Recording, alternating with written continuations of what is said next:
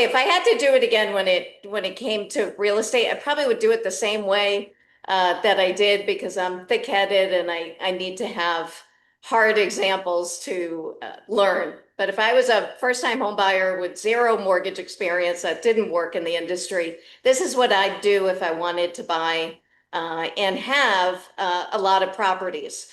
I'd do the house hacking thing. Now, if you're not familiar with what house hacking is, it's you live in a home as your primary residence for 12 months.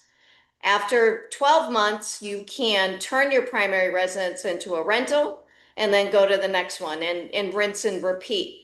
Now, let's say that you start with a multifamily. One of my favorite examples for someone that's looking at a multifamily is to save half the rent.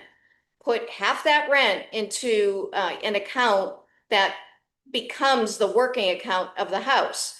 Now, one of the example that I like to give, because I like to look at things conservatively, not with these pie in the sky things.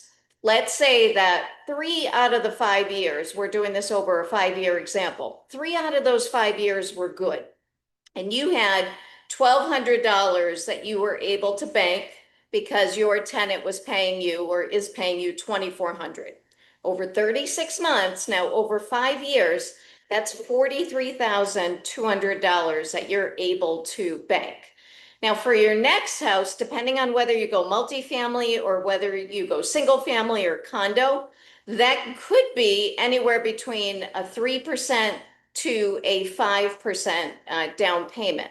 So with house hacking, as you can see, if you can deal with being upended once a year, you can build up your real estate portfolio.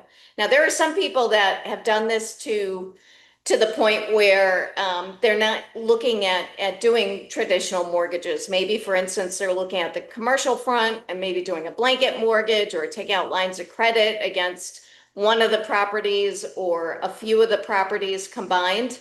But this is a way where just the average homeowner can find themselves in a matter of 5 or 10 years owning multiple properties and properties that will help them so that they're not as reliant on their 9 to 5.